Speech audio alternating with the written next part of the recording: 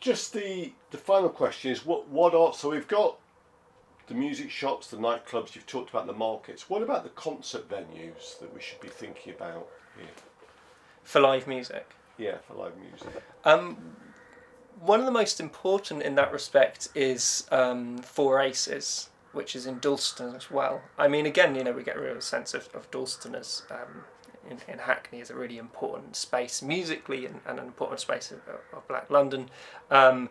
Dalston's Ridley Road, Dalston's Four Aces was run by Newton Dunbar and opened in the 1970s, and it was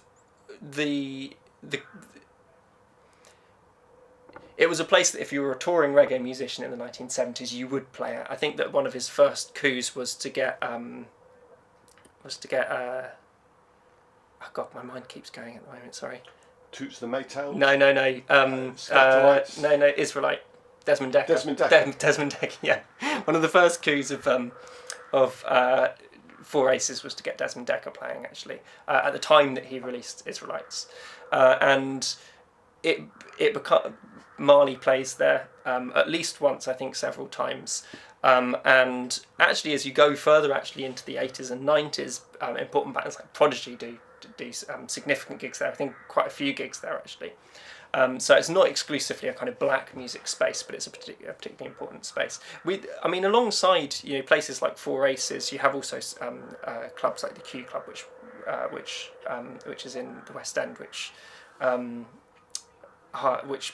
put on soul music, predominantly run by Count Suckle. But then you also have important arts centres like Keskady, for example, which is in North London, just off the Holloway Road, round Islington Way, which was an arts centre. Actually, Linton Kwesi Johnson, the reggae poet, used to work in the library there. Bob Marley actually filmed, I think it was One Love, the music video to One Love in the Keskady Centre, and so you also had these important art centres. Directed by Don Letts. And Naomi Campbell is in the video. Okay, yeah.